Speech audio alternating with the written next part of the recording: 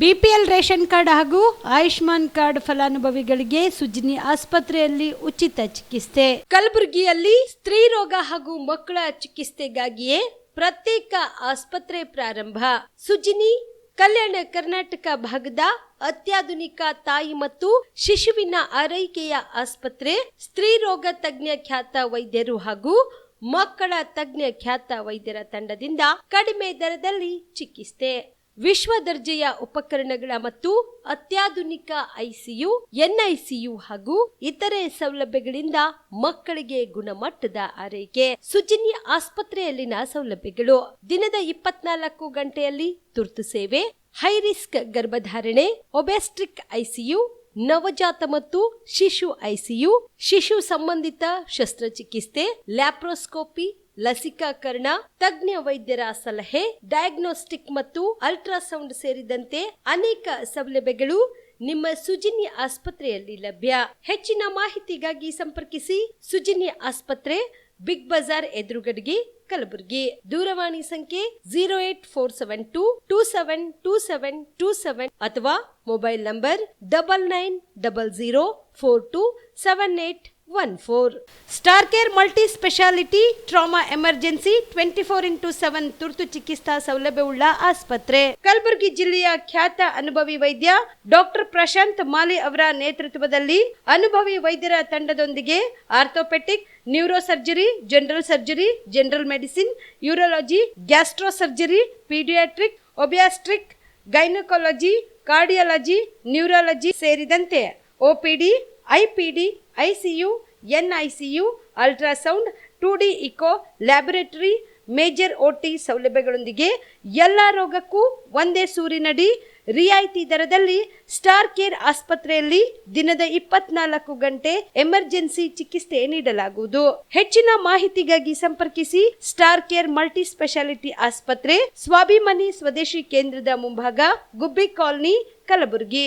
Mobile number 9066906614 ಅಥವಾ 8472360239. Sir, long term ಅಂದರೆ ಒಂದು ದೀರ್ಘಾವಧಿ ಕೋರ್ಸ್ ಇದು. ಈ ಲಾಂಗ್ ಟರ್ಮ್ನ ನಾವು ರಿಪೀಟರ್ ಕೋರ್ಸ್ ಅಂತಲೂ ಕರಿತೀವಿ. ನಮ್ಮ ಎಕ್ಸೆಲ್ ಅಕಾಡೆಮಿ ಸಂಸ್ಥೆಯಿಂದ ನೀಟ್ ಲಾಂಗ್ ಟರ್ಮ್ನ ಕೊಡ್ತೀವಿ ಮತ್ತು CET ಲಾಂಗ್ ಟರ್ಮ್ನ ಕೊಡ್ತೀವಿ. ಸರ್, ಮಕ್ಕಳು ಎಷ್ಟೇ ಓದಿರಲಿ ಅವ್ರಿಗೆ ಟೈಮ್ ಮ್ಯಾನೇಜ್ಮೆಂಟ್ ಅನ್ನೋದು ಪ್ರಾಕ್ಟೀಸ್ ಮಾಡಲಿಲ್ಲ ಅಂದರೆ ಫೇಲ್ಯೂರ್ ಆಗೋದು 50% ಅಲ್ಲೇ ಫೇಲ್ಯೂರ್ ಆಗ್ತಾರೆ. ನೀಟಲ್ಲಿ ರ್ಯಾಂಕ್ ಬರೋದು ಮತ್ತು CETಲಿ ರ್ಯಾಂಕ್ ಬರೋದು 100% ಗ್ಯಾರಂಟಿ ಆಗ್ತದೆ. ಅದಕ್ಕೆ ನಮ್ಮ ಒಂದು ಎಕ್ಸೆಲ್ ಸಂಸ್ಥೆಯಿಂದ ಈ ಒಂದು ಕಾನ್ಸೆಪ್ಟ್ನ ಹೇಳ್ಕೊಟ್ಟು ಮಕ್ಕಳಿಗೆ ಹೈಯೆಸ್ಟ್ ಸ್ಕೋರ್ ತೆಗ್ತಾ ಬರ್ತಾ ಇದೀವಿ. ಸರ್, ನಮ್ಮ ಎಕ್ಸೆಲ್ ಅಕಾಡೆಮಿ ಸಂಸ್ಥೆಯಲ್ಲಿ ಮಾತ್ರನೇ ಒಂದು ಡೈಲಿ ಟೆಸ್ಟ್ ಕಂಡಕ್ಟ್ ಮಾಡೋದು. ಪ್ರತಿ ಸರಿ ಪೇರೆಂಟ್ಸ್ ಹತ್ರ ಮಾತಾಡ್ಬೇಕಾದ್ರೆ ಸೀಟ್ ತಗೊಂಡ್ ಬರ್ತೀವಿ ಕನ್ಫರ್ಮ್ ಆಗಿ ಅನ್ನೋದೇ ಲಾಸ್ಟ್ ಅಥವಾ ಫಸ್ಟ್ ಡೈಲಾಗ್ ಆಗಿರುತ್ತೆ. ಅಷ್ಟೊಂದು ಇನ್ಕ್ರೀಸ್ ಆಗಿದೆ 2 ವೀಕ್ಸ್ ಅಲ್ಲಿ. ಇವಾಗ ನಾವು ಹೆಣ್ಮಕ್ಳು ಹಾಸ್ಟೆಲ್ ಹತ್ರ ಇದೀವಿ. ಇದು ನಮ್ಮ ಹೆಣ್ಮಕ್ಳು ಹಾಸ್ಟೆಲ್. ಇದು 7 ಫ್ಲೋರ್ ಬಿಲ್ಡಿಂಗ್. ಇದರಲ್ಲೇ ಕೋಚಿಂಗು ಪ್ಲಸ್ ಹಾಸ್ಟೆಲ್ಲು ಒಂದು ಇದರಲ್ಲೇ ಇರುತ್ತೆ, ಒಂದೇ ಬಿಲ್ಡಿಂಗಲ್ಲೇ. ಇದರೊಳಗಡೆ ಡೈನಿಂಗ್ ಹಾಲು ಮತ್ತು ಅಕಾಮಿಡೇಷನ್ ಎಲ್ಲ ಕ್ಲಾಸ್ ರೂಮ್ ಎಲ್ಲ ಇದರಲ್ಲೇ ಪ್ರೊವೈಡ್ ಮಾಡಿರ್ತೀವಿ. ನಾವು ರೂಮಲ್ಲಿ 4 ಜನ ಇರೋ ಥರ ನಾವು ಅರೇಂಜ್ ಮಾಡಿರ್ತೀವಿ. ಅವ್ರ ಕಬೋರ್ಡು ಕೂಡ ಅವ್ರಿಗೆ ನಾವು ಪ್ರೊವೈಡ್ ಮಾಡಿರ್ತೀವಿ. ಅವ್ರಿಗೆ ಸೊ ಹೈಜೆನಿಕ್ ಮೇಂಟೈನ್ ಮಾಡಿರ್ತೀವಿ. ಕಲಬುರಗಿಯ ಮಣ್ಣೂರು ಮಲ್ಟಿ ಸ್ಪೆಷಾಲಿಟಿ ಆಸ್ಪತ್ರೆ ಕಲ್ಯಾಣ ಕರ್ನಾಟಕ ಭಾಗದ ಪ್ರಸಿದ್ಧ ಆಸ್ಪತ್ರೆಗಳಲ್ಲಿ ಒಂದಾಗಿದೆ. ಡಾಕ್ಟರ್ ಫಾರೂಕ್ ಮಣ್ಣೂರು ಸಾರಥ್ಯದಲ್ಲಿ ಅತ್ಯಂತ ಅನುಭವಿ ವೈದ್ಯರಿಂದ ಉತ್ತಮ ಚಿಕಿತ್ಸೆ ನೀಡಲಾಗುತ್ತಿದೆ. ಮಣ್ಣೂರು ಮಲ್ಟಿ ಸ್ಪೆಷಾಲಿಟಿ ಆಸ್ಪತ್ರೆಯಲ್ಲಿ ಸಿಗುವ ಚಿಕಿತ್ಸೆಗಳು: general surgery, laparoscopy surgery, neuro surgery, orthopaedic surgery, plastic surgery, gastro surgery, ಆಕ್ವಾ surgery, gynaecology surgery, general medicine, paediatric, neuro surgery, cardiology, haematology, endocrinology, ENT ಮತ್ತು ophthal, general physician, gynaecology, paediatric, family medicine, urology, nephrology, radiology, dialysis, advance ICU ಮತ್ತು advance OT setup, ಅತ್ಯಾಧುನಿಕ ಸೌಲಭ್ಯವುಳ್ಳ ಕ್ಯಾಸುಲಿಟಿ, ದಿನದ 24 ಗಂಟೆ emergency trauma centre. ಹೆಚ್ಚಿನ ಮಾಹಿತಿಗಾಗಿ ಸಂಪರ್ಕಿಸಿ ಬಾರಾ hills circle, ring ರಸ್ತೆ, ಕಲಬುರಗಿ. Phone number 9538786108. ನೀವು ಕೂಡ ಕಣ್ಣಿನ ಸಮಸ್ಯೆ ಎದುರಿಸುತ್ತಿದ್ದೀರಾ? ಎಲ್ಲಿ ಚಿಕಿತ್ಸೆ ಪಡೆಯಬೇಕು ಅಂತ ಯೋಚನೆ ಮಾಡ್ತಾ ಇದ್ದೀರಾ? ಮತ್ಯಾಕೆ ತಡ? ದೃಷ್ಟಿ ಐ ಆಸ್ಪತ್ರೆ ಕಲಬುರಗಿಗೆ ಭೇಟಿ ನೀಡಿ ಖ್ಯಾತ ಅನುಭವಿ ವೈದ್ಯರಿಂದ ಕಡಿಮೆ ದರದಲ್ಲಿ ಚಿಕಿತ್ಸೆ, ಕಣ್ಣಿನ ಪರೀಕ್ಷೆ, ಹೊಲಿಗೆ ರಹಿತ ಶಸ್ತ್ರಚಿಕಿತ್ಸೆ, ಪೊರೆ ಆಪರೇಷನ್, ಲೇಸರ್ ಇಂಜೆಕ್ಷನ್ ರಹಿತ ಶಸ್ತ್ರಚಿಕಿತ್ಸೆ, ಸಕ್ಕರೆ ಕಾಯಿಲೆ ಇರುವವರಿಗೆ ಲೇಸರ್ ಚಿಕಿತ್ಸೆ, ದೂರದೃಷ್ಟಿ ದೋಷ ಹಾಗೂ ಸಮೀಪ ದೃಷ್ಟಿ ದೋಷದ ಸಮಸ್ಯೆಗೆ ಸೂಕ್ತ ಪರಿಹಾರ, ಕನ್ನಡಕದ ಸೌಲಭ್ಯ, ಕಾಂಟ್ಯಾಕ್ಟ್ ಲೆನ್ಸ್ ಅಳವಡಿಕೆ, ಇಷ್ಟೆಲ್ಲ ಸೌಲಭ್ಯ ಒಂದೇ ಸೂರಿನಡಿ. ಹೆಚ್ಚಿನ ಮಾಹಿತಿಗಾಗಿ ಸಂಪರ್ಕಿಸಿ Gachchin money tower, big bazaar ಮುಂದುಗಡೆ, Jagat circle, Kalaburagi. Phone number 7899328915. ನಮಸ್ಕಾರ ವೀಕ್ಷಕರೇ, ಆನ್ ಸ್ಪಾಟ್ ನ್ಯೂಸ್ಗೆ ಸ್ವಾಗತ. ನಾನು ಸಂಗೀತ. ಬೆಂಗಳೂರು ಮೆಟ್ರೋಗೆ ಶ್ರೀ ಬಸವೇಶ್ವರ ಮೆಟ್ರೋ ಅಂತ ನಾಮಕರಣ ಮಾಡುವಂತೆ ಕೇಂದ್ರದ ರೈಲ್ವೆ ಸಚಿವ ಅಶ್ವಿನ್ ವೈಷ್ಣವ್ ಅವರಿಗೆ ಕಲಬುರಗಿ ಜಿಲ್ಲಾ ವೀರಶೈವ ಸಮಾಜದ ಜಿಲ್ಲಾ ಅಧ್ಯಕ್ಷರಾದ ಅರುಣ್ ಕುಮಾರ್ ಪಾಟೀಲ್ ಪತ್ರ ಬರೆದಿದ್ದಾರೆ. ಕಲಬುರಗಿಯ ಪತ್ರಿಕಾ ಭವನದಲ್ಲಿ ಕರೆದ ಸುದ್ದಿಗೋಷ್ಠಿಯನ್ನು ಉದ್ದೇಶಿಸಿ ಮಾತನಾಡಿದ ಅವರು, 12ನೇ ಶತಮಾನದಲ್ಲಿ ಸಮಾಜ ಸುಧಾರಣೆಗೆ ಬಸವಣ್ಣನವರು ಅಪಾರ ಕೊಡುಗೆಗಳನ್ನು ನೀಡಿರುವುದನ್ನು ಗುರುತಿಸಿ ಮೆಟ್ರೋ ಸೇವೆಗಳಿಗೆ ಬಸವೇಶ್ವರ ಮೆಟ್ರೋ ಎಂದು ಹೆಸರಿಡಲು ಮನವಿ ಮಾಡಲಾಗಿದೆ. ಬೆಂಗಳೂರು ಮೆಟ್ರೋಗೆ ಬಸವೇಶ್ವರ ಹೆಸರು ಇಡುವುದರಿಂದ ಬಸವೇಶ್ವರರ ಪರಂಪರೆಯನ್ನು ಗೌರವಿಸುವುದರ ಜೊತೆಗೆ ಅವರು ಪ್ರತಿಪಾದಿಸಿದ ಮೌಲ್ಯಗಳು ನಿರಂತರ ಜ್ಞಾಪನೆಗಾಗಿ ಕಾರ್ಯನಿರ್ವಹಿಸುತ್ತವೆ. ಅಲ್ಲದೆ ಲಕ್ಷಾಂತರ ಪ್ರಯಾಣಿಕರಿಗೆ ತಮ್ಮ ದೈನಂದಿನ ಜೀವನದಲ್ಲಿ ಈ ಮೌಲ್ಯಗಳು ಪ್ರತಿಬಿಂಬಿಸಲು ಮತ್ತು ಅಳವಡಿಸಿಕೊಳ್ಳಲು ಪ್ರೇರಣೆಯಾಗುತ್ತವೆ. ಜೊತೆಗೆ ಹೆಚ್ಚು ಅಂತರ್ಗತ ಮತ್ತು ಸಮಾನತೆಯ ಸಮಾಜವನ್ನು ಘೋಷಿಸುತ್ತದೆ ಎಂದು ತಿಳಿಸಿದರು. ರಾಜ್ಯದ ರಾಜಧಾನಿಯಲ್ಲಿ ಪ್ರಮುಖ ಸ್ಥಳಗಳಿಗೆ ಅಂದರೆ ಇವತ್ತು ಏರ್ಪೋರ್ಟ್ ಕೆಂಪೇಗೌಡ ಏರ್ಪೋರ್ಟ್ ಅಂತಕ್ಕಂಥ ನಾಮಕರಣವನ್ನು ಮಾಡಿದ್ದಾರೆ. ಮತ್ತು ಅದರ ಜೊತೆಗೆ ನಾಡಪ್ರಭು ಕೆಂಪೇಗೌಡರಲ್ಲದೆ ಕ್ರಾಂತಿವೀರ ಸಂಗೊಳ್ಳಿ ರಾಯಣ್ಣ ಬಸ್ ನಿಲ್ದಾಣಕ್ಕೂ ಕೂಡ ನಾಮಕರಣ ಮಾಡಿದ್ದಾರೆ. ಅದ್ರ ಜೊತೆಗೆ ಈಗ ನಮ್ಮ ಮುಂದೆ ಇರ್ತಕ್ಕಂಥದ್ದು ನಮ್ಮ ಮೆಟ್ರೋ ಅಂತಕ್ಕಂಥ ಒಂದು ಯೋಜನೆಗೆ 12ನೇ ಶತಮಾನದಲ್ಲಿ ಈ ವಿಶ್ವಕ್ಕೆ ಪಾರ್ಲಿಮೆಂಟಿನ ಪರಿಕಲ್ಪನೆಯನ್ನು ನೀಡಿರ್ತಕ್ಕಂಥ ಮಹಾಮಾನವತಾವಾದಿ ವಿಶ್ವಗುರು ಬಸವಣ್ಣನವರ ಹೆಸರಿಡುವ ಮೂಲಕ ಇಡೀ ಏನು ಬಸವಣ್ಣನ ಅನುಯಾಯಿಗಳು ಅಂದರೆ ಬಸವಣ್ಣ ಅಂತಂದರೆ ಯಾವುದೇ ಜಾತಿಗೆ ಸೀಮಿತವಾದಂಥದ್ದಲ್ಲ. ಯಾಕಂತಂದರೆ ಎಲ್ಲ ಕುಲಕ್ಕೊಬ್ಬ ಶರಣರನ್ನು ತಯಾರು ಮಾಡಿ ಇಡೀ ಸಮಾಜದ ಉದ್ಧಾರಕ್ಕಾಗಿ ಸಮಾಜದ ನಿರ್ಮಾಣಕ್ಕಾಗಿ ಹಗಲಿರುಳು ದುಡಿದಿರ್ತಕ್ಕಂಥ ಮಹಾಮಾನವತಾವಾದಿ ಬಸವಣ್ಣನವರ ಹೆಸರು ಇಡಬೇಕು ಅಂಥೇಳಿ ನಾನು ಸರ್ಕಾರಕ್ಕೆ ಜಿಲ್ಲಾ ವೀರಶೈವ ಸಮಾಜದಿಂದ ನಾನು ವಿನಂತಿಯನ್ನು ಮಾಡ್ಕೊತಾ ಇದ್ದೀನಿ. ಮೊನ್ನೆ ತಾನೇ ನಾವು ಬೆಂಗಳೂರಿನಲ್ಲಿ ಒಂದು ಕಾರ್ಯಕ್ರಮದಲ್ಲಿ ನಮ್ಮ JDSನ ಶಾಸಕರು ಮತ್ತೆ ಇದಕ್ಕೂ ಕೂಡ ಮೆಟ್ರೋಗೂ ಕೂಡ ನಾಡಪ್ರಭು ಕೆಂಪೇಗೌಡರ ಹೆಸರು ನಾಮಕರಣ ಮಾಡಬೇಕು ಅಂಥೇಳಿ ಪತ್ರಿಕೆಯಲ್ಲಿ ನಾನು ಕೂಡ ನೋಡಿದೆ. ಆ ಹಿನ್ನೆಲೆಯಲ್ಲಿ ಇವತ್ತು ನಾನು ಹೇಳೋದು ಯಾಕೆ ಇಡಬೇಕು ಅಂತಂದರೆ ನಮ್ಮ ಭಾಗದ ಶಾಸಕರುಗಳು ಕೂಡ ಇದರ ಬಗ್ಗೆ ಸರ್ಕಾರಕ್ಕೆ ಒಂದು ವಿನಂತಿಯನ್ನು ಮಾಡಿಕೊಂಡು ಈ ಪ್ರಸ್ತಾವನೆಯನ್ನು ನಮ್ಮ ಕೇಂದ್ರ ರೈಲ್ವೆ ಸಚಿವರಾಗಿರ್ತಕ್ಕಂಥ ಶ್ರೀ ಅಶ್ವಿನ್ ವೈಷ್ಣವ್ ಅವರಿಗೆ ಕಳಿಸ್ಬೇಕು ಅಂಥೇಳಿ ನಾನು ವಿನಂತಿಯನ್ನು ಮಾಡ್ಕೊಳ್ತಾ ಇದ್ದೀನಿ. ಯಾಕಂತಂದರೆ ಬಸವಣ್ಣನ ಏನು ಆಚಾರ ವಿಚಾರಗಳಿದ್ದಾವೆ ಇಡೀ ವಿಶ್ವಕ್ಕೆ ಇವತ್ತು ಅವಶ್ಯಕತೆ ಇದೆ. ಇವತ್ತು ತಮಗೆಲ್ಲ ಗೊತ್ತಿರುವಂತೆ ಲಂಡನ್ನ ಥೇಮ್ಸ್ ನದಿ ದಡದಲ್ಲಿ ಕೂಡ ಇವತ್ತು ಬಸವಣ್ಣನವರ ಮೂರ್ತಿ ಪ್ರತಿಷ್ಠಾಪನೆ ಮಾಡಿದ್ದಾರೆ. ಅದರ ಜೊತೆಗೆ ಇವತ್ತು ನಮ್ಮ ಪಾರ್ಲಿಮೆಂಟ್ನ ಎದುರುಗಡೆಯೂ ಕೂಡ ಇವತ್ತು ವಿಶ್ವಗುರು ಬಸವಣ್ಣನವರ ಮೂರ್ತಿಯನ್ನು ಕೂಡ ಅನಾವರಣ ಮಾಡಿದ್ದಾರೆ.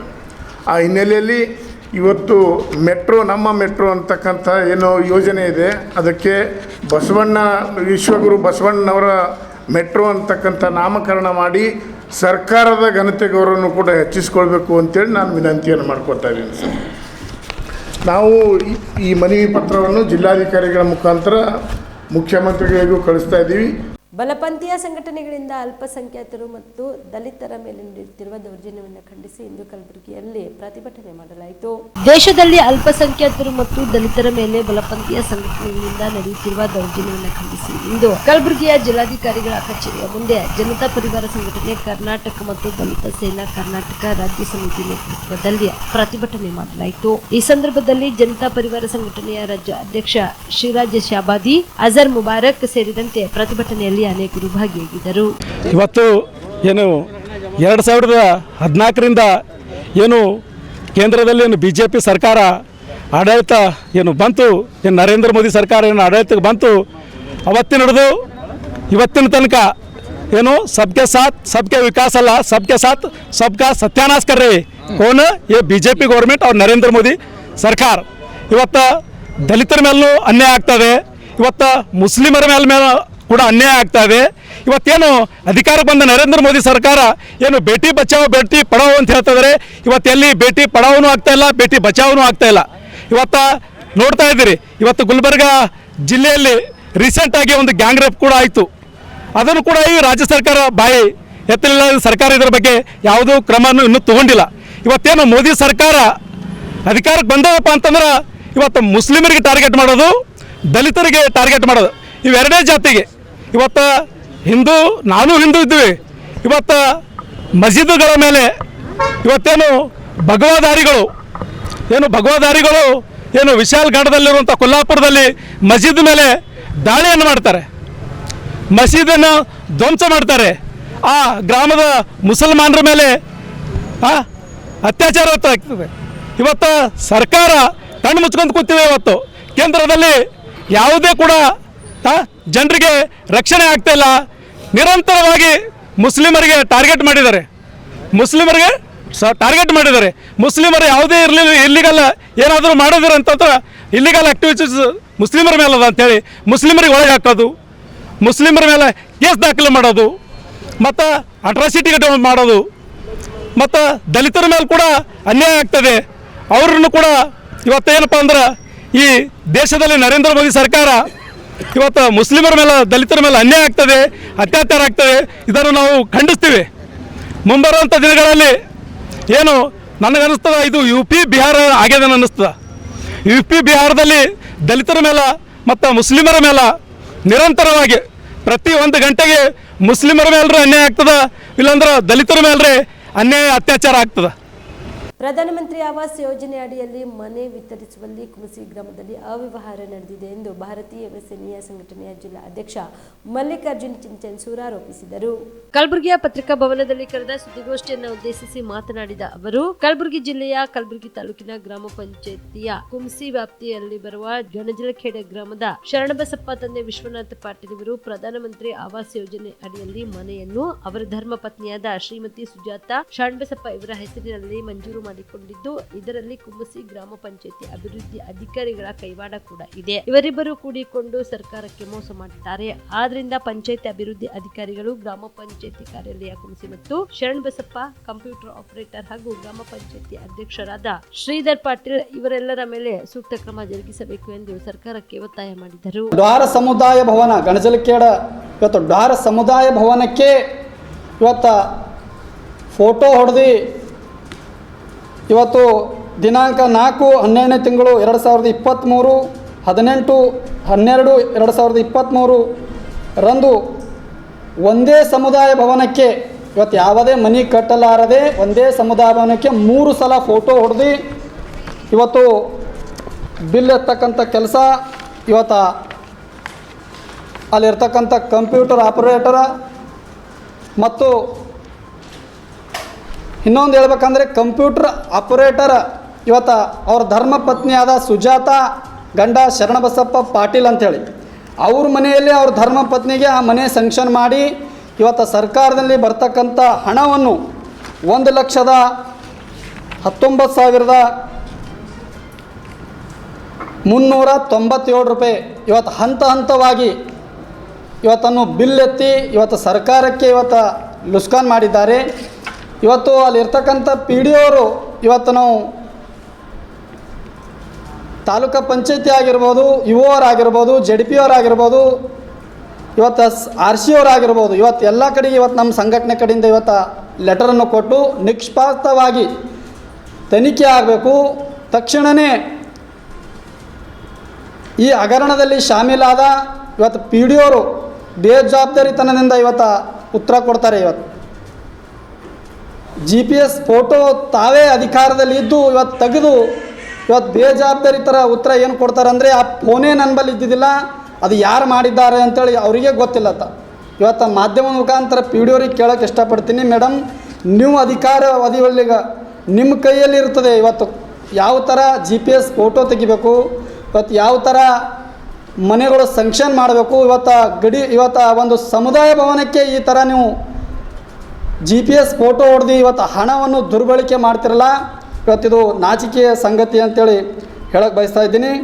ಇನ್ನೊಂದು ವಿಷಯ ಏನಂತಂದರೆ, ಇವತ್ತು ಗ್ರಾಮ ಪಂಚಾಯತಿ ಇವತ್ತೇನು ಕಂಪ್ಯೂಟರ್ ಆಪ್ರೇಟರ್ ಇದ್ದಾರೆ ಶರಣಬಸಪ್ಪ ಅಂತೇಳಿ ಅವ್ರ ಧರ್ಮಪತ್ನಿ ಹೆಸರಲ್ಲೇ ಇವತ್ತು ಆ ಮನೆಯನ್ನು ಇವತ್ತು ಸಂಕ್ಷನ್ ಆಗಿದೆ. ಅದು ಮನೆಯನ್ನು ಕಟ್ಟಿಲ್ಲ ಅವರು. ಮತ್ತು ಇನ್ನೊಂದು ಶರಣಬಸಪ್ಪ ಅವ್ರ ತಮ್ಮ ಇವತ್ತು ಶ್ರೀಧರ್ ಪಾಟೀಲ್ ಅಂತೇಳಿ ಅವರು ಕೂಡ ಕುಮಸಿ ಗ್ರಾಮ ಪಂಚಾಯತಿಲಿ ಇವತ್ತು ಅಧ್ಯಕ್ಷ ಇದ್ದಾರೆ. ಅವರು ಇವರೆಲ್ಲರೂ ಕೂಡಿ ಇವತ್ತು ಅಧ್ಯಕ್ಷ, ಇವತ್ತು ಕಂಪ್ಯೂಟರ್ ಆಪ್ರೇಟರ ಮತ್ತು PDO ಗ್ರಾಮ ಪಂಚಾಯತಿ ಅಭಿವೃದ್ಧಿ ಅಧಿಕಾರಿ ಇವರು ತಕ್ಷಣವೇ ಇವತ್ತು ಜಿಲ್ಲಾ ಪಂಚಾಯತ್ ಸಿಯವರಿಗೆ ಏನು ಹೇಳೋದನೆಂದರೆ, ತಕ್ಷಣವೇ ಇದು ನಿಷ್ಪಕ್ಷಪಾತವಾಗಿ ತನಿಖೆ ಆಗಬೇಕು. ಇವತ್ತು ತನಿಖೆ ಇವತ್ತೆಲ್ಲ ಆಧಾರ ನಮ್ಮ ಹತ್ರ ಇದೆ, ಇವತ್ತು ತಮ್ಮ ಗಮನಕ್ಕಿದೆ. ಇವತ್ತು ಜಿಲ್ಲಾ ಪಂಚಾಯತಿ ಸಿಇಒರು ಮತ್ತು ಇವರು ಇವತ್ತು ತಾಲೂಕ್ ಪಂಚಾಯತಿ ಇವರು ಅವ್ರ ಗಮನಕ್ಕೆ ಇದ್ರೂ ಕೂಡ ಇವತ್ತು ಸುಮಾರು 1 ತಿಂಗಳಾಯ್ತು ನಾನು ಅರ್ಜಿ ಕೊಟ್ಟು ಇವತ್ತು ಯಾವುದೇ ಅವ್ರ ಮ್ಯಾಗ ಕ್ರಮವನ್ನು ಜರುಗಿಸ್ತಾ ಇಲ್ಲ. ಇವತ್ತು ಬಡವರಿಗೆ, ಇವತ್ತು ದೀನ ದಲಿತರಿಗೆ ಇವತ್ತು ಪತ್ರ ಶೆಡ್ನಲ್ಲಿ ಇವತ್ತು ಇದ್ದಾರೆ. ಎಷ್ಟೋ ಗ್ರಾಮದಲ್ಲಿ ಕುಮಸಿ ಗ್ರಾಮ ಪಂಚಾಯತಿ ಏನು ಅಲ್ಲಿ ಗಣಜಲಕೇಡ ಅಲ್ಲೂ ಕೂಡ ಬಹಳಷ್ಟು ಬಡವರಿದ್ದಾರೆ. ಅಂಥವರಿಗೆ ಇವತ್ತು ಮನೆಯನ್ನು ಮಾಡೋದು ಬಿಟ್ಟು ತಮ್ಮ ಸ್ವಂತಕ್ಕಾಗಿ, ತಮ್ಮ ಅಧಿಕಾರ ಇದೆ ಅಂತ ಹೇಳಿ ತಮ್ಮ ಸ್ವಂತಕ್ಕಾಗಿ ಇವತ್ತಿರ್ತಕ್ಕಂಥ ಹೈಕೋರ್ಟ್ ಆದೇಶದಂತೆ ಶೈಕ್ಷಣಿಕ ಧನಸಹಾಯ ಪಾವತಿಸುವಂತೆ ಆಗ್ರಹಿಸಿ ಕಟ್ಟಡ ಕಾರ್ಮಿಕ ಸಂಘಟನೆ ವತಿಯಿಂದ ಮುಖ್ಯಮಂತ್ರಿ ಮನೆ ಚಲೋ ಚಳವಳಿಗೆ ಕರೆ ನೀಡಲಾಗಿದೆ ಎಂದು ಕೇಂದ್ರ ಕಾರ್ಮಿಕ ಸಂಘಟನೆಗಳ ಸಮನ್ವಯ ಸಮಿತಿಯ ಪದಾಧಿಕಾರಿಗಳು ತಿಳಿಸಿದರು. ಕಲಬುರಗಿಯ ಪತ್ರಿಕಾ ಭವನದಲ್ಲಿ ಕರೆದ ಪತ್ರಿಕಾಗೋಷ್ಠಿಯಲ್ಲಿ ಪೋಸ್ಟರ್ ಬಿಡುಗಡೆ ಮಾಡಿ ಮಾತನಾಡಿದ ಅವರು, ಕಾರ್ಮಿಕ ಕಟ್ಟಡ ಸಂಘಟನೆ ಕಾರ್ಮಿಕ ಮಂಡಳಿ ಕಾರ್ಮಿಕರಿಗಾಗಿ 19 ಸೌಲಭ್ಯಗಳನ್ನು ಘೋಷಿಸಿದೆ. ಆದರೆ ಅದರಲ್ಲಿ 11 ಸೌಲಭ್ಯಗಳನ್ನು ಮಾತ್ರ ಜಾರಿಯಲ್ಲಿವೆ. ಹೀಗಾಗಿ ಉಳಿದ 8 ಬೇಡಿಕೆಗಳಾದ ಶೈಕ್ಷಣಿಕ ಸಹಾಯಧನ, ನೈಜ ಕಾರ್ಮಿಕರ ನೋಂದಣಿ ಮತ್ತು ಮರು ನೋಂದಣಿ, ಪಿಂಚಣಿದಾರರಿಗೆ ಶೀಘ್ರ ಪಿಂಚಣಿ ಹಣ ಬಿಡುಗಡೆ ಜೊತೆಗೆ ಹೈಕೋರ್ಟ್ ನಿರ್ದೇಶನದಂತೆ ಟೆಂಡರ್ ಆಧಾರಿತ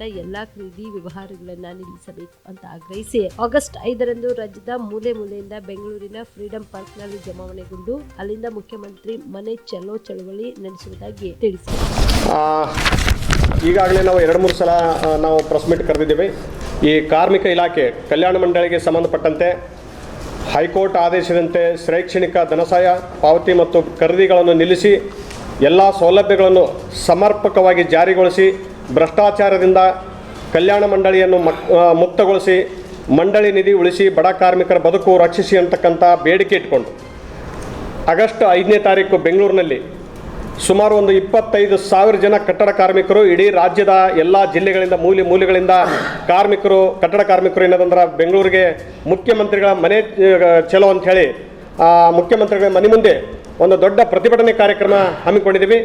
ಇವತ್ತೇನು ಕಟ್ಟಡ ಕಾರ್ಮಿಕರಿಗೆ ಏನು 19 ರೀತಿಯ ಸೌಲಭ್ಯಗಳಿದ್ದವು, ಆ 19 ರೀತಿಯ ಸೌಲಭ್ಯಗಳನ್ನು ಕೊಡೋ ಬದಲಿ ಅದರಲ್ಲಿ ಕೇವಲ 11 ಮಾತ್ರ ಚಲ್ತಿ ಇದೆ.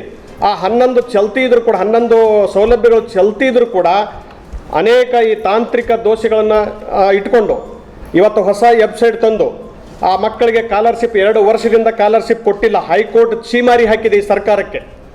ನೀವು ಮಕ್ಕಳಿಗೆ ಸ್ಕಾಲರ್ಶಿಪ್ ಇಟ್ಕೋತೀರಿ ಅಂದರೆ ನಿಮ್ಮದು ಯಾವ ಮಂಡಳಿ ಏನು ಉದ್ದೇಶ ಇದೆ, ಮಂಡಳಿಯಲ್ಲಿ ದುಡ್ಡಿನ ಕೊರತೆ ಇಲ್ಲ, ಯಾಕೆ ಇಟ್ಕೊಂಡಿರಿ ಅಂದ್ರೆ ಅದು ಉತ್ತರ ಇಲ್ಲ. ಈ ಸರ್ಕಾರದಿಂದ ಮಂತ್ರಿಗಳಿಂದ ಉತ್ತರ ಇಲ್ಲ.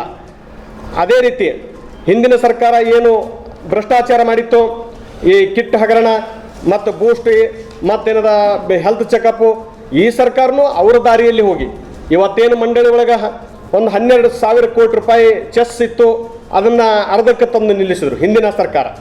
ಅದನ್ನು ಮುಂದುವರಿದ ಭಾಗವಾಗಿ ಇವತ್ತಿನ ಕಾಂಗ್ರೆಸ್ ಸರ್ಕಾರ ಅವರು ಹೆಜ್ಜೆಯಲ್ಲಿ ಹೆಜ್ಜೆ ಇಟ್ಕೊಂಡು ಇವರು ಕೂಡ ಕಾರ್ಮಿಕರಿಗೆ ಹೆಲ್ತ್ ಚೆಕಪ್ ಮಾಡ್ತೀವಿ, ಅದಕ್ಕೆ 100 ಕೋಟಿ ರೂಪಾಯಿ ಮತ್ತು ಅವರಿಗೆ ಕಿಟ್ ಕೊಡ್ತೀವಿ ಅಂಥೇಳಿ ಲ್ಯಾಪ್ಟಾಪ್ ಟ್ಯಾಬು ಇವೆಲ್ಲದರ ಭಾಗವಾಗಿ ಏನದಂದ್ರೆ 1,000 ಕೋಟಿ ರೂಪಾಯಿ ಒಂದು ಖರ್ಚು ಹಾಕಿ ಅದರಲ್ಲಿ ಭ್ರಷ್ಟಾಚಾರ ಮಾಡಿ 500 ಕೋಟಿಗೂ ಹೆಚ್ಚು ಭ್ರಷ್ಟಾಚಾರ ಇದೆ.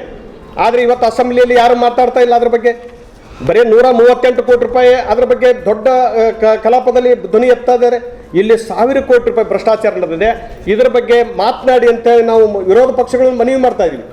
ಇದರ ಬಗ್ಗೆ ಯಾಕೆ ಮಾತಾಡ್ತಾರೆ? ಇದು ಬಡವರ ದುಡ್ಡಿದೆ, ಕಾರ್ಮಿಕರ ದುಡ್ಡಿದೆ, ಕಾರ್ಮಿಕರ ಮಕ್ಕಳಿಗೆ ಸ್ಕಾಲರ್ಶಿಪ್ ಕೊಡ್ತಕ್ಕಂಥದ್ದಿದೆ, ಕಾರ್ಮಿಕರ ಮಕ್ಕಳಿಗೆ ಮದುವೆ ಆದ್ರೆ ಕೊಡ್ತಕ್ಕಂಥದ್ದಿದೆ, ಕಾರ್ಮಿಕರ ಮಹಿಳಾ ಕಾರ್ಯಕ್ರಮ ಹೆರಿಗೆ ಆದರೆ ಅವರಿಗೆ ಹೆರಿಗೆ ಪರಿಹಾರ ಕೊಡ್ತಕ್ಕಂಥದ್ದಿದೆ.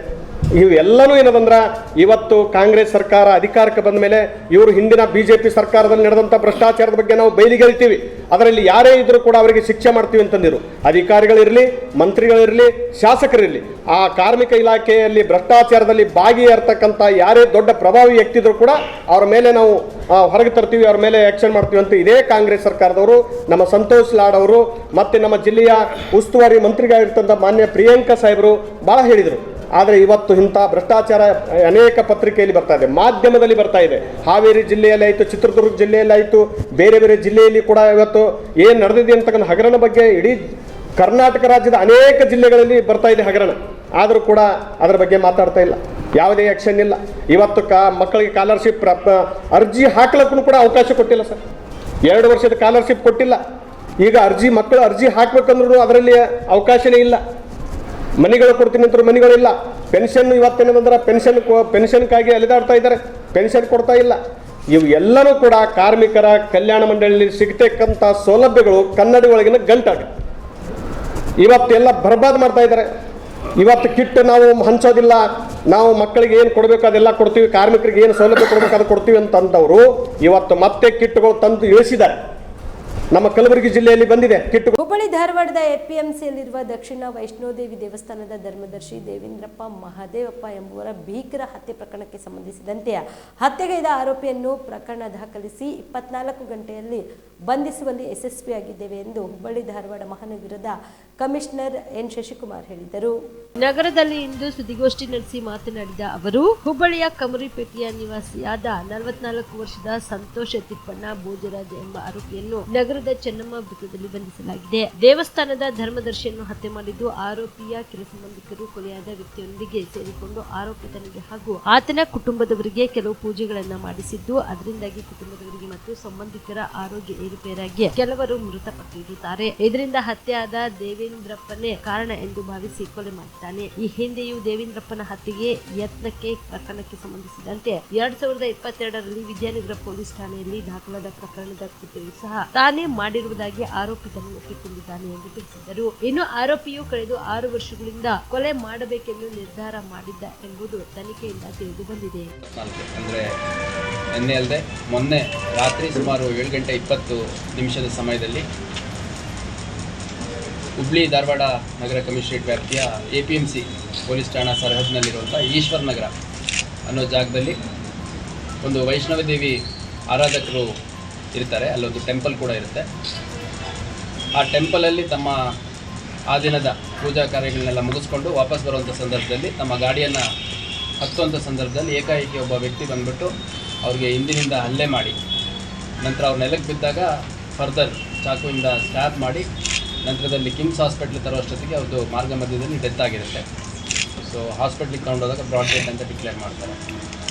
ಸೊ ಇದರ ಹಿನ್ನೆಲೆಯಲ್ಲಿ ನಾವೊಂದು ಕೊಲೆ ಪ್ರಕರಣವನ್ನು APMC ನವನಗರ ಪೊಲೀಸ್ ಠಾಣೆಯಲ್ಲಿ ದಾಖಲು ಮಾಡಿಕೊಂಡು ನಮ್ಮ ಅಧಿಕಾರಿ ಮತ್ತು ಸಿಬ್ಬಂದಿಗಳ ಮತ್ತು ತಾಂತ್ರಿಕ ನುರಿತ ತಂಡ ಏನಿದೆ ಅದನ್ನೆಲ್ಲ ನಾವು ಡೆಪ್ಯೂಟ್ ಮಾಡಿಕೊಂಡು ಒಂದು 7-8 ತಂಡಗಳನ್ನು ಮಾಡಿ ತ್ವರಿತವಾಗಿ ಕಾರ್ಯಾಚರಣೆಯನ್ನು ಪ್ರಾರಂಭ ಮಾಡಿದ್ವಿ.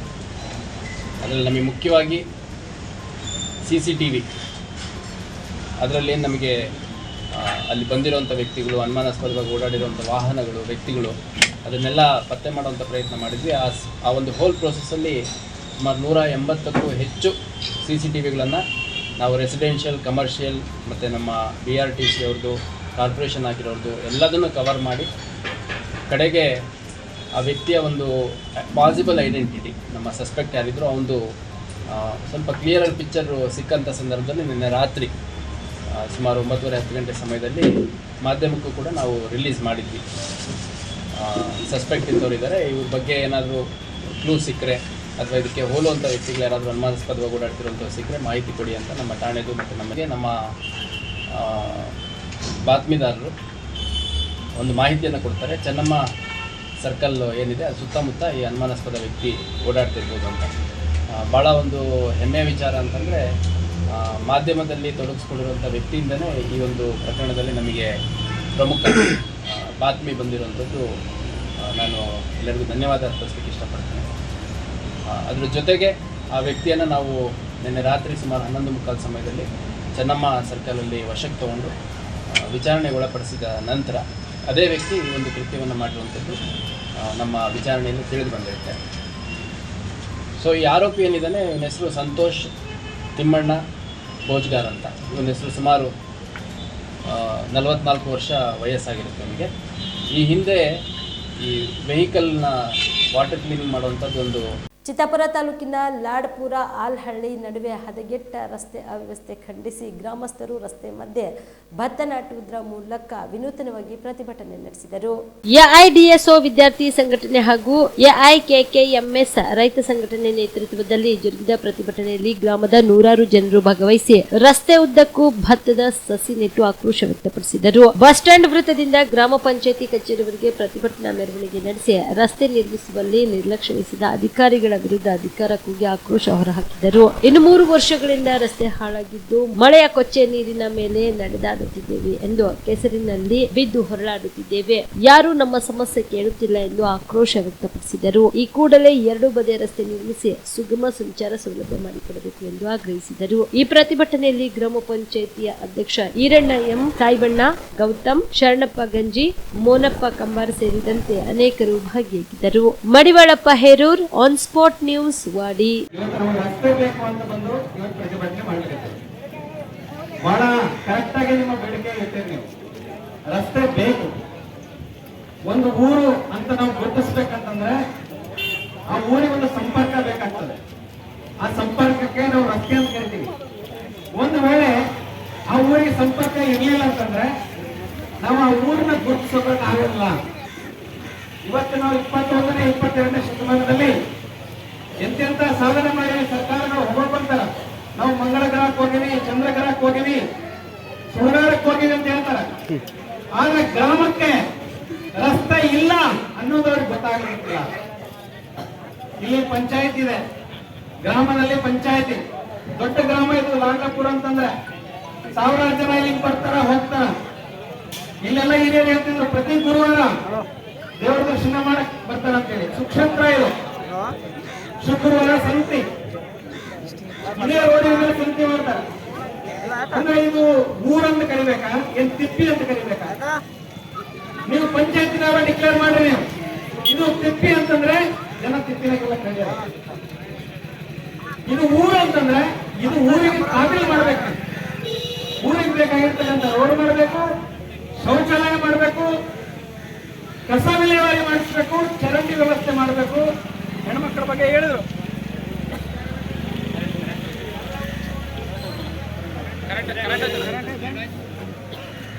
ಇದು ಮಾಡಲಿಲ್ಲ ಅಂತಂದ್ರೆ ನೀವು ಪಂಚಾಯತಿ ಅನ್ನಿಸ್ಕೊಳ್ಳೋದಕ್ಕೂ ಅಯೋಗ್ಯ. ಇದು ಯಾವ ತರ ಲಾಡ್ಲಬೂರು ಒಂದು ಗ್ರಾಮ ಅಂತ ಅನ್ಕೊಳ್ಳಕ್ಕೆ ಅಯೋಗ್ಯ ಅದ. ಅದೇ ತರ ಈ ಗ್ರಾಮದಲ್ಲಿ ಪಂಚಾಯತಿ ಅದ ಅಂತ ಹೇಳೋದಕ್ಕೂ ನೀವು ಅಯೋಗ್ಯರಾಗಿದ್ದೀರಿ. ನಾವು ಡಿಕ್ಲೇರ್ ಮಾಡ್ತೀವಿಲ್ಲ ಅಂದ್ರೆ ಗ್ರಾಮದ ಜನ ಪಂಚಾಯತಿ ನಮಗ್ ಬೇಕಾಗಿಲ್ಲ ಅಂತ ಡಿಕ್ಲೇರ್ ಮಾಡ್ತೀವಿ. ನೀವೆಲ್ಲ ನೋಡಿರಿ, ಇಷ್ಟೊತ್ತು ನಿರ್ಧಾರ ಮಾಡಿ ಈ ರೋಡಿನ ಮೇಲೆ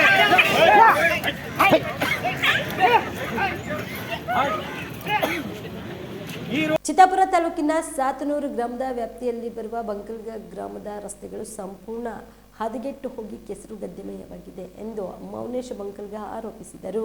ಬಂಕಲ್ಗ ಗ್ರಾಮದಲ್ಲಿ ಕೆಸರು ಗದ್ದೆಯಾದ ರಸ್ತೆಯ ಮೇಲೆ ಗಿಡಗಳನ್ನ ಹಚ್ಚಿ ತಮ್ಮ ಆಕ್ರೋಶ ಹೊರಹಾಕಿದರು. ಗ್ರಾಮದ ರಸ್ತೆಗಳು ಸಂಪೂರ್ಣ ಕೆಸರು ಗದ್ದೆಯಾಗಿರುವುದರಿಂದ ರಸ್ತೆ ಮೇಲೆ ಗ್ರಾಮಸ್ಥರು, ವಾಹನ ಸವಾರರು ಹಾಗೂ ದನಕರಗಳು ಸಂಚರಿಸಿದಂತಾಗಿದೆ. ಹೀಗಾಗಿ ಈ ಕೂಡಲೇ ಗ್ರಾಮ ಪಂಚಾಯತ್ ಅಧಿಕಾರಿಗಳು ಎತ್ತೆಚ್ಚಿಕೊಂಡು ಸಮಸ್ಯೆಯನ್ನ ಬಗೆಹರಿಸಬೇಕು ಎಂದು ಆಗ್ರಹಿಸಿದರು. ನಂತರ ಕೆಸರು ಗದ್ದೆಯಂತಾಗಿರುವ ರಸ್ತೆಯ ಮೇಲೆ ನೇಗಿಲು ಹೊಡೆಯುವುದರ ಮೂಲಕ ವಿನೂತನವಾಗಿ ಪ್ರತಿಭಟನೆ ನಡೆಸಿದರು. ಈ ಸಂದರ್ಭದಲ್ಲಿ ರೈತ ಸಂಘದ ಅನೇಕ ಮುಖಂಡರು, ಗ್ರಾಮಸ್ಥರು ಇದ್ದರು. MD Mashak, on spot news, Chittapur.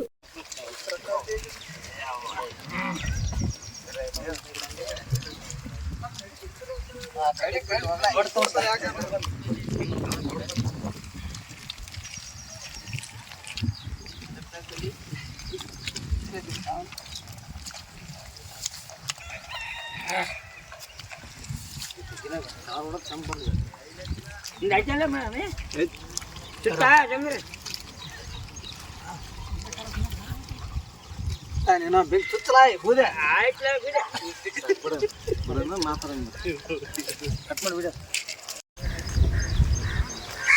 Sathnur panchayat ವ್ಯಾಪ್ತಿಯಲ್ಲಿ ಬರುವ ಬಂಕಲಾ ಗ್ರಾಮದಲ್ಲಿ ಈ ರಸ್ತೆ ಗದ್ದೆ ರೀತಿ ಆದರೂ ಕೂಡ ಪಂಚಾಯತಿನ ಅಭಿವೃದ್ಧಿ ಅಧಿಕಾರಿಗಳು ಗ್ರಾಮದತ್ತ ಮುಖ ಮಾಡದೆ ನಿರ್ಲಕ್ಷ್ಯ ತೋರುತ್ತಿದ್ದಾರೆ. ಗ್ರಾಮದಿಂದ ಹೊರಗಡೆ ಹೋಗಬೇಕಾದ್ರೆ ಬಹಳಷ್ಟು ಸಾರ್ವಜನಿಕ ತೊಂದರೆ ಪಡ್ತಾ ಇದ್ದೀವಿ. ಯೌವನದ ಯುವಕರಿಗೆ ಎಷ್ಟು ಕಷ್ಟ ಆಗ್ತದ. ಒಂದು ವೃದ್ಧರು ತಿರುಗಾಡಬೇಕಾದ್ರೆ ಒಂದು ಕೈಕಾಲ ಮುರಿದಿರ್ತಕ್ಕಂಥ ಪರಿಸ್ಥಿತಿಗಳು ಬಂದದ.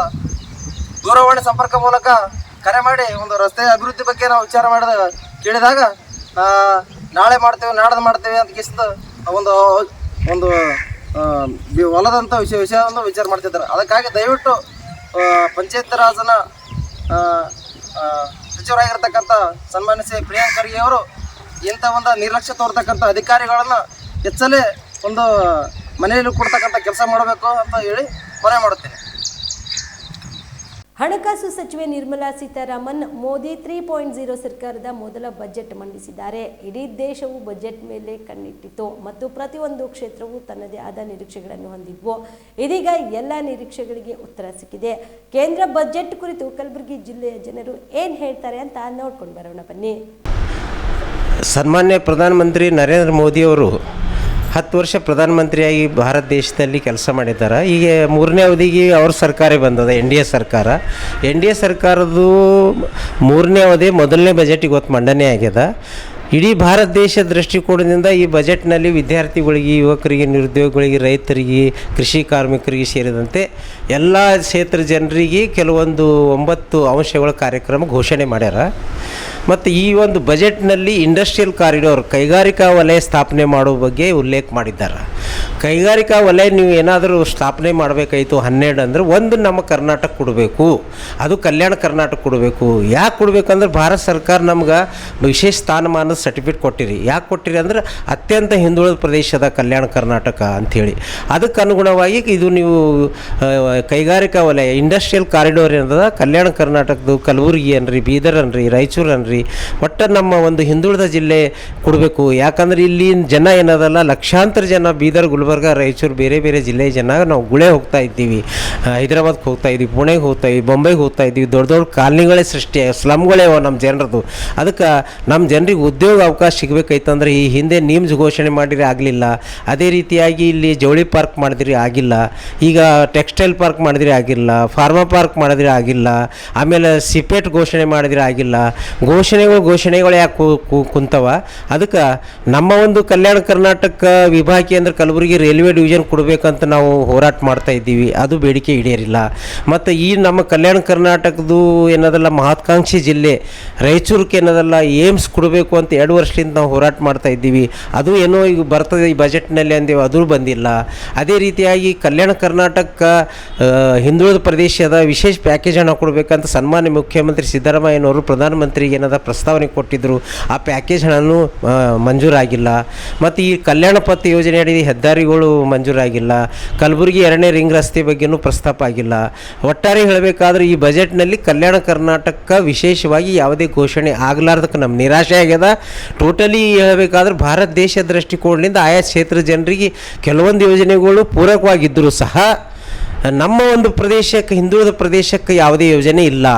ಇಂಡಸ್ಟ್ರಿಯಲ್ ಕಾರಿಡಾರ್ ಮಾಡ್ತೀವಿ 12 ಅಂತ ಹೇಳ್ಯಾರ ದೇಶದಲ್ಲಿ. ಆ ಇಂಡಸ್ಟ್ರಿಯಲ್ ಕಾರಿಡಾರ್ ಕಲ್ಯಾಣ ಕರ್ನಾಟಕ ಸಿಗಬೇಕು, ಅತ್ಯಂತ ಹಿಂದುಳಿದ ಜಿಲ್ಲೆಗೆ ಸಿಗಬೇಕು. ಆದ್ಯತೆ ಮೇರೆಗೆ ಸಿಕ್ಕರೆ ಮಾತ್ರ ಅದು ನಮ್ಗೆ ನ್ಯಾಯ ಸಿಗ್ತದ. ನೀವು ಮತ್ತೇನದಲ್ಲ ಕರ್ನಾಟಕ ಅಂತ ಹೇಳಿ ಮತ್ತು ಹುಬ್ಬಳ್ಳಿ ಧಾರವಾಡಕ್ಕೆ ಕೊಟ್ರಿ, ಮುಂದುವರೆದ ಜಿಲ್ಲೆಗೆ ಕೊಟ್ರಿ ಅಂತಂದ್ರೆ ಇದು ಅನ್ಯಾಯ ಆಗ್ತದೆ. ಅದಕ್ಕೆ ಕಲ್ಯಾಣ ಕರ್ನಾಟಕ ಏನಪ್ಪ ಇಂಡಸ್ಟ್ರಿಯಲ್ ಕಾರಿಡಾರ್ ಕೊಡಬೇಕು. ಮತ್ತು ಮುಂದಿನ ದಿನಗಳಲ್ಲಿ ನಮ್ಮ ರಾಯಚೂರು KMS ಘೋಷಣೆ ಆಗಬೇಕು, ರೈಲ್ವೆ ಡಿವಿಷನ್ ಬಗ್ಗೆ ಪ್ರಸ್ತಾಪ ಆಗಬೇಕು. ಬಜೆಟ್ದಾಗೆ ಮಾಡಬೇಕಂತೇನಿಲ್ಲ.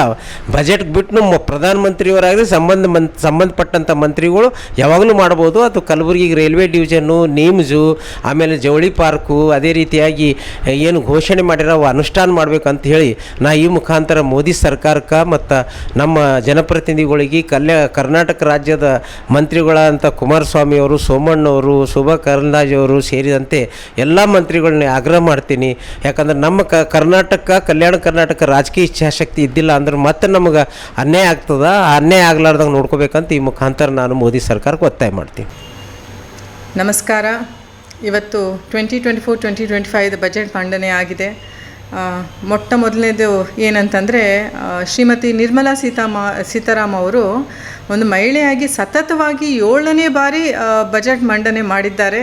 ಇದು ನಮ್ಮೆಲ್ಲ ಮಹಿಳೆಯರಿಗೆ, ದೇಶದ ಎಲ್ಲ ಮಹಿಳೆಯರಿಗೆ ಒಂದು ಸ್ಫೂರ್ತಿ ತರುವ ವಿಷಯ ಮತ್ತು ಒಂದು ಹೆಮ್ಮೆಯ ವಿಷಯವೂ ಹೌದು. ಆಮೇಲೆ ಇದಕ್ಕಿಂತ ಮುಂಚೆ ಮೊರಾರ್ಜಿ ದೇಸಾಯಿ ಅವರು ಸತತವಾಗಿ 6 ಸಲ ಮಾಡಿದರು. ನಿರ್ಮಲಾ ಸೀತಾರಾಮನ್ ಮೇಡಮ್ ಅವರು ಇದು 7ನೇ ಸಲ ಬಜೆಟ್ ಮಂಡನೆ ಮಾಡ್ತಾ ಇದ್ದಾರೆ. ಇವತ್ತಿನ ಬಜೆಟಲ್ಲಿ ನಾವೆಲ್ಲರೂ ನೋಡಿದ್ದೀವಿ, ಬಹಳ ಸಕ್ರಿಯವಾಗಿ ಅವರು 4 ಆ್ಯಂಗಲ್ ಕಡೆ ಫೋಕಸ್ ಮಾಡಿದರು. ಒಂದು, ನಮ್ಮ ಅನ್ನದಾತರು ಅಂದರೆ ನಮ್ಮ ರೈತರು, 2ನೇದು ಮಹಿಳೆಯರು, 3ನೇದು ಯುವ ಜನತೆ, 4ನೇದು ಬಡವರಿಗಾಗಿ ಅಂತ ಹೇಳಿಬಿಟ್ಟು. ಆಮೇಲೆ ಇದು 4 ಆ್ಯಂಗಲಲ್ಲಿ ಭಾಳ ಚೆನ್ನಾಗಿ ಅವರು ಬಜೆಟನ್ನು ಕಂಪ್ಲೀಟಾಗಿ ಕೊಟ್ಟಿದ್ದಾರೆ. ಈಗ ನಾವು ರೈತರಿಗೆ ನೋಡಿದರೆ 1,50,000 ಕೋಟಿ ಬಜೆಟ್ ಮಂಡನೆ ಮಾಡಿದ್ದಾರೆ.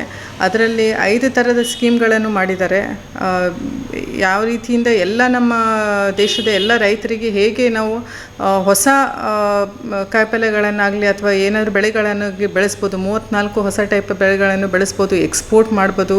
ಆಮೇಲೆ ಅವರಿಗೆ ಯಾವ್ಯಾವ ಸೌಕರ್ಯಗಳು ಬೇಕು ಎಲ್ಲದನ್ನು ಕಂಪ್ಲೀಟಾಗಿ ಕೊಟ್ಟಿದ್ದಾರೆ. ಮಹಿಳೆಯರಿಗೆ ನೋಡಿದರೆ ಆಲ್ಮೋಸ್ಟ್ 3 ಲಕ್ಷ ಕೋಟಿಯಷ್ಟು ಬಜೆಟ್ ಮಂಡನೆ ಮಾಡಿದ್ದಾರೆ ಮಹಿಳೆಯರ ಅಭಿವೃದ್ಧಿಗಾಗಿ, ಹೆಣ್ಣುಮಕ್ಕಳ ಮತ್ತು ಮಹಿಳೆಯರ ಅಭಿವೃದ್ಧಿಗಾಗಿ. ಆಮೇಲೆ ಮಹಿಳೆಯರು ಯಾರು ಪ್ರಾಪರ್ಟಿಯನ್ನು ಪರ್ಚೇಸ್ ಮಾಡ್ತಾರೆ, ಆಸ್ತಿಯನ್ನು ತೊಗೊತಾರೆ, ಅವರಿಗೆ ಟ್ಯಾಕ್ಸ್ ಡಿಡಕ್ಷನ್ ಇದೆ. ಆಮೇಲೆ ಹಾಸ್ಟೆಲ್ ಅಂದರೆ ವರ್ಕಿಂಗ್ ಹಾಸ್ಟೆಲ್ಸ್ ಎಲ್ಲೆಲ್ಲಿ ಇಂಡಸ್ಟ್ರೀಸ್ ಇದ್ದಾವೆ, ಆಮೇಲೆ ಎಲ್ಲೆಲ್ಲಿ ಕಂಪ್ನೀಸ್ ದೊಡ್ಡ ದೊಡ್ಡ ಕಂಪ್ನೀಸ್ ಇದ್ದಾವೆ ಅಲ್ಲೆಲ್ಲ ಮಹಿಳೆಯರಿಗಾಗಲಿ ವರ್ಕಿಂಗ್ ಹಾಸ್ಟೆಲ್ಸನ್ನು ಸೆಟಪ್ ಮಾಡ್ತಾ ಇದ್ದಾರೆ. ಆಮೇಲೆ ನಾವು ವೈದ್ಯಕೀಯ ದೃಷ್ಟಿಯಿಂದ ನೋಡಿದರೆ ಮೊದಲು 2 ಸಲ ಫೋಕಸ್ ಮಾಡಿದರು ಕಾರ್ಡಿಯಾಕ್ ಸ್ಟಂಟ್ಸ್ ಮೇಲೆ. ಕಾರ್ಡಿಯಾಕ್ ಸ್ಟಂಟ್ಸ್ ರೇಟನ್ನು ಆಲ್ಮೋಸ್ಟ್ ಅವರು 80% ಕಡಿಮೆ ಮಾಡಿ ಕೊಟ್ಟಿದ್ದರು ನಮ್ಮ ಭಾರತೀಯ ಜನತಾ ಪಕ್ಷದ ಸರ್ಕಾರ. ಆಮೇಲೆ 2ನೇ ಬಾರಿ ನೀ ಇಂಪ್ಲಾಂಟ್ ಸಲುವಾಗಿ ಅವರು ಆಲ್ಮೋಸ್ಟ್ 60% ರೇಟ್ಸ್ ಕಡಿಮೆ ಮಾಡಿದರು. ಈ ಸಲ ಮೋರ್ ಫೋಕಸ್ ಮಾಡಿರೋದು ಕ್ಯಾನ್ಸರ್ ಪೇಷಂಟ್ಸ್ ಮೇಲೆ. 3 ಔಷಧಿಗಳು ನಾವು ಏನು ಹೊರಗಡೆಯಿಂದ ತರ್ತೀವಿ ಅದನ್ನು ಕಸ್ಟಮ್ ಫ್ರೀ ಮಾಡಿ ಕೊಟ್ಟಿದ್ದಾರೆ. This is one very big relief ಅಂತ ಹೇಳ್ಕೊತೀನಿ. ಯಾಕಂದರೆ ನಾವು ನೋಡ್ತಾ ಇದ್ದೀವಿ ಕ್ಯಾನ್ಸರ್ ಪೇಷಂಟ್ಸ್ ಭಾಳ ಅದು ಸಂಖ್ಯೆ ಜಾಸ್ತಿ ಆಗ್ತಾಯಿದೆ. So this was much needed. So ಯಾವ್ಯಾವ ಪ್ರಯಾರಿಟಿ ಕೊಡಬೇಕು ಅನ್ನೋದನ್ನು ಅವರು ಭಾಳ ಕೇರ್ಫುಲ್ಲಾಗಿ ಸ್ಟಡಿ ಮಾಡಿ ಇದನ್ನು ಅವರು ಕೊಟ್ಟಿದ್ದಾರೆ. ಆಮೇಲೆ ಬಂತು ನಮ್ಮ ಯುವ ವಿಭಾಗಕ್ಕೆ. ಸೊ ಅವರು empowerment plus skills development which is very important. Skill development ಕಡೆ ಭಾಳಷ್ಟು ಅವರು ಫೋಕಸ್ ಕೊಟ್ಟಿದ್ದಾರೆ. ಆಮೇಲೆ ಯುವಕರಿಗೆ when they are going for ಇಂಟರ್ನ್ಶಿಪ್ಗೆ ಅವರಿಗೆ 5,000 ರೂಪಾಯಿ ಸರ್ಕಾರ ಕಡೆಯಿಂದ along with companies and the state government ಅವರು ಕೊಡ್ತಾ ಇದ್ದಾರೆ. ಸೊ ಇದರಿಂದ ಭಾಳಷ್ಟು ಯುವ ಜನಕರಿಗೆ ಆಲ್ಮೋಸ್ಟ್ ಯುವ ನಿಧಿಯಲ್ಲಿ ಅವರು 3 ಸ್ಕೀಮ್ಸನ್ನು ಮಾಡಿದ್ದಾರೆ. Scheme A, scheme B, scheme C ಅಂತ. ಸೊ 3 ಸ್ಕೀಮ್ಗಳು ನೋಡಿದರೆ 300 ಲಕ್ಷಕ್ಕಿಂತ ಜಾಸ್ತಿ ಯುವ ಜನತೆಗೆ ಇದು ಭಾಳ ಬೆನಿಫಿಟ್ ಆಗೋದಿದೆ. ಆಮೇಲೆ ಆದಿವಾಸಿ 63,000 ಆದಿವಾಸಿ ಹಳ್ಳಿಗಳನ್ನು ನಮ್ಮ ಗೌರ್ಮೆಂಟ್ ಅಡಾಪ್ಟ್ ಮಾಡ್ತಾ ಇದೆ. ಸೊ ಇದರಿಂದ 5 ಕೋಟಿ ಆದಿವಾಸಿ ಜನರಿಗೆ ಬೆನಿಫಿಟ್ ಆಗುತ್ತೆ ಇದರಿಂದ. ಆಮೇಲೆ ನಮ್ಮದು ಸೋಲಾರ್ ಜನ್ರೇಷನ್ ಅಂದರೆ ರೂಫ್ ಟಾಪ್ ಸೋಲಾರ್ ಜನ್ರೇಷನ್ ಸಲುವಾಗಿ ಭಾಳಷ್ಟು ಸೌಕರ್ಯಗಳನ್ನು ಪ್ರಧಾನ ಮಂತ್ರಿ ಸ್ಕೀಮ್ಗಳಿಂದ ಕೊಡ್ತಾ ಇದ್ದಾರೆ. ಪ್ರಧಾನ ಮಂತ್ರಿ ಸೂರ್ಯ ಯೋಜನಾ ಕಡೆಯಿಂದ. ಸೊ ಇದರಿಂದ ಏನಿಲ್ಲ ಅಂತಂದರೆ 1,000 ಕೋಟಿ ಮನೆಗಳಿಗೆ ಇದು ಉಪಯೋಗ ಆಗುತ್ತೆ. ಇದರಿಂದ ಕರೆಂಟ್ ಬಿಲ್ ಭಾಳ ಕಡಿಮೆ ಬರುತ್ತೆ. 300 ಯೂನಿಟ್ಸ್ ತನಕ ಇದು ಆಲ್ಮೋಸ್ಟ್ ಫ್ರೀ ಆಗುತ್ತೆ ಅಂತ ಅಂದ್ಕೊತೀನಿ ಸೋಲಾರ್ ಇದು ಇನ್ಸ್ಟಾಲ್ ಮಾಡಾದಮೇಲೆ.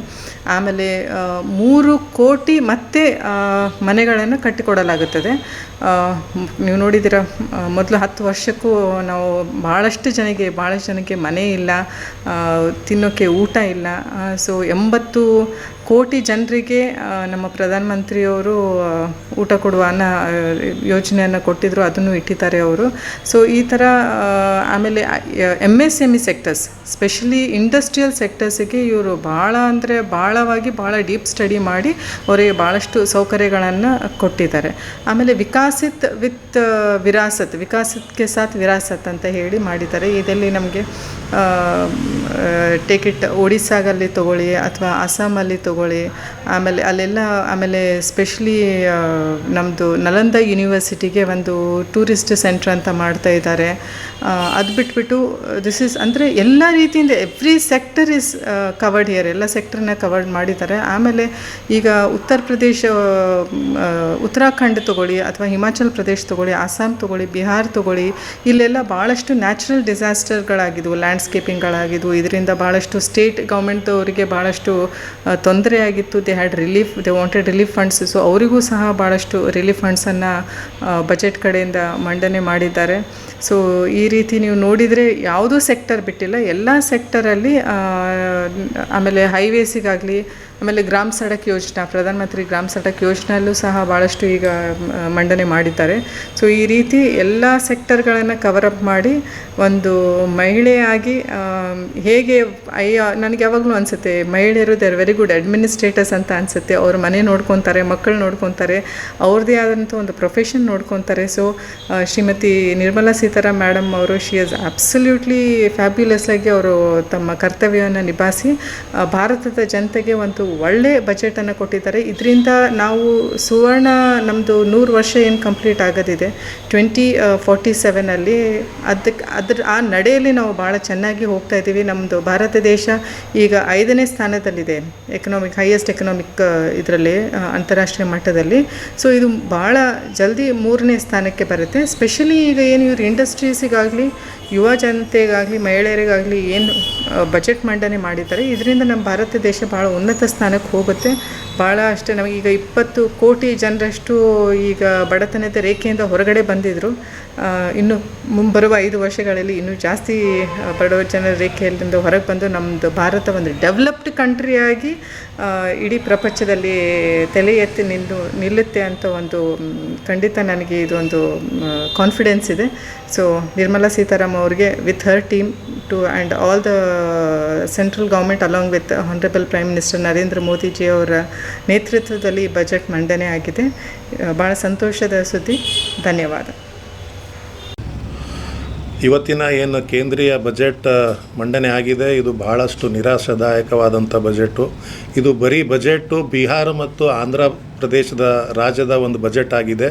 ಈ ಸಾಲಿನ ಬಜೆಟ್ ಏನು 24-25ರ ವರ್ಷದ ಬಜೆಟು ನಮ್ಮ ಕರ್ನಾಟಕ ಆಗಿರಲಿ, ಹಾಗೆಯೇ ನಮ್ಮ ಕಲ್ಯಾಣ ಕರ್ನಾಟಕ ಆಗಿರಲಿ, ಯಾವುದೇ ರೀತಿಯ ಒಂದು ಬಜೆಟಲ್ಲಿ ಮಂಡನೆ ಆಗಲಿಲ್ಲ. ನಾವು ಕೆಲವೊಂದು ಬೇಡಿಕೆಗಳು ಕೂಡ ಸಲ್ಲಿಸಿದ್ವಿ. ಮಾನ್ಯ ವಿತ್ತ ಮಂತ್ರಿಗಾಗಿರಲಿ, ನಮ್ಮ ಇಲ್ಲಿನ ಸಂಸದರು ಅವರ ಮುಖಾಂತರ ಕೂಡ ಮನವಿಯನ್ನು ಸಲ್ಲಿಸಿದ್ವಿ. ನಮ್ಮ ಭಾಗದಲ್ಲಿ ಭಾಳಷ್ಟು MSME ಸೆಕ್ಟರ್ದಲ್ಲಿ ದಾಲ್ ಮಿಲ್ಗಳನ್ನು ಹೊಂದಿದ್ದೀವಿ ನಮ್ಮ ಜಿಲ್ಲೆಯಲ್ಲಿ. ಅದನ್ನು ಭಾಳ ವರ್ಷದಿಂದ ನಾವು ಕೇಳ್ತಾ ಇರೋದು, MSME ಸೆಕ್ಟ್ರನ್ನು ಕೃಷಿ ಆಧಾರಿತ ಕೈಗಾರಿಕೆ ಅಂತ ಪರಿಗಣಿಸಿ ಮುಂದಿನ ಬರ್ತಕ್ಕಂಥ ದಿನಗಳಲ್ಲಿ ನ್ಯಾಷನಲೈಸ್ ಬ್ಯಾಂಕಲ್ಲಿ ಅವರಿಗೆ ವರ್ಕಿಂಗ್ ಕ್ಯಾಪಿಟಲ್ಗೋಸ್ಕರ ರಿಯಾಯಿತಿ ದರದಲ್ಲಿ ಇಂಟ್ರೆಸ್ಟ್ ರೇಟನ್ನು ಒದಗಿಸ್ಬೇಕು. ಇದು ಕೇಂದ್ರ ಸರ್ಕಾರದ ಒಂದು ನಮ್ಮ ಮನವಿ ಇತ್ತು. ಯಾಕಂದರೆ ಅವರೇ ಇದೆಲ್ಲ ಬಜೆಟ್ ಅನೌನ್ಸ್ಮೆಂಟ್ ಮಾಡೋದು. ಅದಲ್ಲದೆ ಭಾಳ ವರ್ಷಗಳಿಂದ ನಿರೀಕ್ಷೆ ಇದ್ದಂಥದ್ದು ರೈಲ್ವೆ ಡಿವಿಷನ್ ಬಗ್ಗೆ ಭಾಳ ಸುಮಾರು ಸಿರಿನ್ ಕಮಿಟಿ ಕೂಡ ಶಿಫಾರಸು ಮಾಡಿದರೂ ಕೂಡ ಕೇಂದ್ರದಲ್ಲಿ ಅದನ್ನು ಕ್ಯಾರೇ ಅಂತ ಇಲ್ಲ. ಅದು ಕೂಡ ನಾವು ಈ ಒಂದು ಬಜೆಟಲ್ಲಿ ನಿರೀಕ್ಷೆ ಇತ್ತು, ಅದನ್ನು ಕೂಡ ಹುಸಿ ಹೋಗಿದೆ. ಇದು ಮತ್ತೊಮ್ಮೆ ಹೇಳಿಕೆ ನಾನು ಬಯಸ್ತೀನಿ, ಇದು ನಮ್ಮ ಕರ್ನಾಟಕಕ್ಕಾಗಿರಲಿ, ನಮ್ಮ ಕಲ್ಯಾಣ ಕರ್ನಾಟಕ ಪ್ರದೇಶಕ್ಕಾಗಿರಲಿ ಭಾಳ ನಿರಾಶಾದಾಯಕವಾದಂಥ ಬಜೆಟ್ ಆಗಿರುತ್ತದೆ. ಧನ್ಯವಾದಗಳು. ಇವಿಷ್ಟು ಈವರೆಗಿನ ಸುದ್ದಿಗಳು. ಹೀಗೆ ನೋಡ್ತಾ ಇರಿ ಆನ್ ಸ್ಪಾಟ್ ನ್ಯೂಸ್. ಇದು ಕ್ಷಿಪ್ರ, ನಿಖರ, ನೇರ. ಕಾಮರೆಡ್ಡಿ ಆರ್ಥೋ ಮತ್ತು ಟ್ರಾಮಾ ಕೇರ್ ಆಸ್ಪತ್ರೆ, ಕಲಬುರಗಿ. ಡಾಕ್ಟರ್ SB ಕಾಮರೆಡ್ಡಿ ಹಾಗೂ ಡಾಕ್ಟರ್ ಪ್ರತಿಮಾ S ಕಾಮರೆಡ್ಡಿ ಸಾರಥ್ಯದಲ್ಲಿ ಕಳೆದ 11 ವರ್ಷಗಳಿಂದ ಸಾವಿರಾರು ರೋಗಿಗಳಿಗೆ ದಿನದ 24 ಗಂಟೆ ತುರ್ತು ಸೇವೆ ನೀಡಿದ ಶ್ರೇಯಸ್ಸು.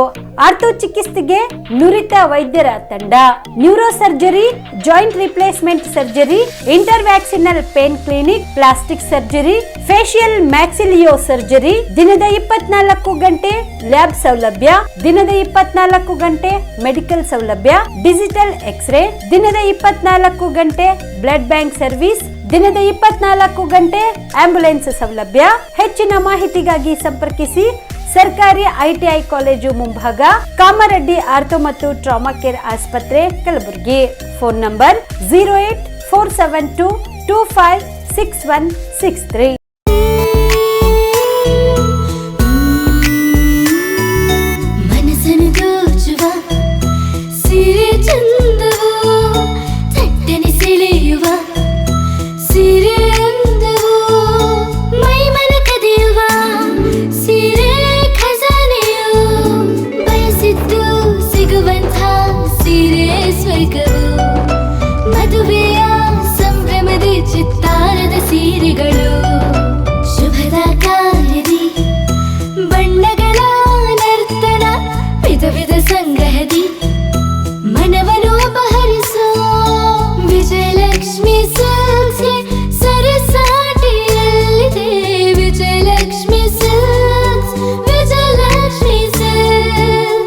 ಗುಲ್ಬರ್ಗ ಜಿಲ್ಲೆಯಲ್ಲಿಯೇ ಮಹಿಳೆಯರ ಮತ್ತು ಮಕ್ಕಳ ವಸ್ತ್ರಗಳ ಏಕೈಕ ಅತಿ ದೊಡ್ಡ showroom Vijayalakshmi silks, city centre mall, super market road, Gulbarga.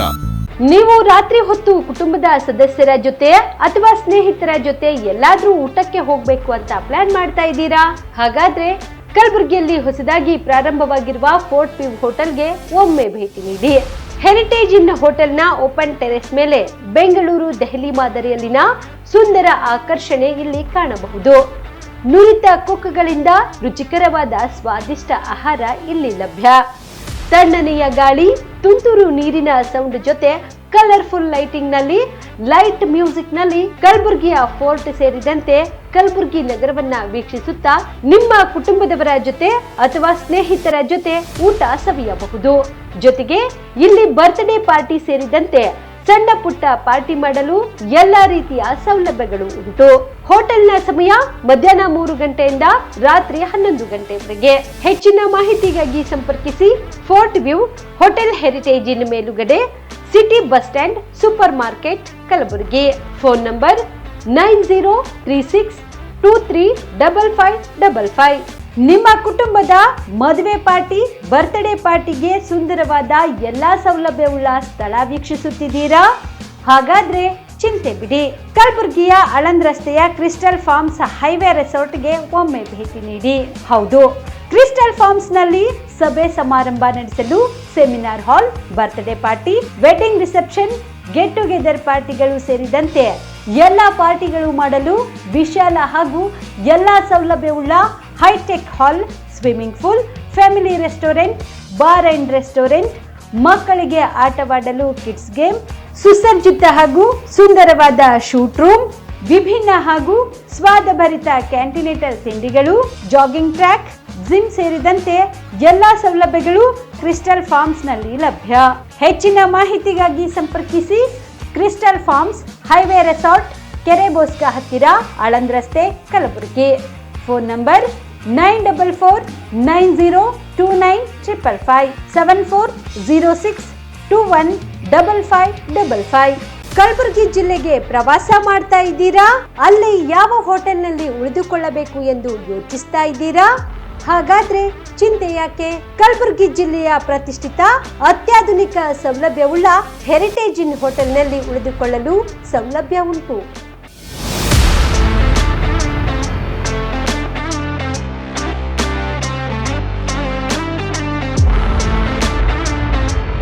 ಜೊತೆಗೆ ಇಲ್ಲಿ ಅತ್ಯಾಧುನಿಕ ಸೌಲಭ್ಯವುಳ್ಳ ಡಿಲೆಕ್ಸ್ ರೂಮ್ಗಳು ಲಭ್ಯವಿದ್ದು ದಿನದ 24 ಗಂಟೆ ವೈಫೈ ಸೌಲಭ್ಯ ಕೂಡ ನೀಡಲಾಗಿದೆ. ಎಲ್ಲಾ ತರದ ಸೌಲಭ್ಯ ಕೂಡ ನೀಡಲಾಗುತ್ತಿದೆ. ರೆಸ್ಟೋರೆಂಟ್ ಸೌಲಭ್ಯದ ಜೊತೆಗೆ ಕಾರ್ ಪಾರ್ಕಿಂಗ್ ವ್ಯವಸ್ಥೆ ಕೂಡ ಮಾಡಲಾಗಿದೆ. ಹೆಚ್ಚಿನ ಮಾಹಿತಿಗಾಗಿ ಸಂಪರ್ಕಿಸಿ heritage inn hotel, city bus stand, super market, Kalaburagi. Phone number 9702205555.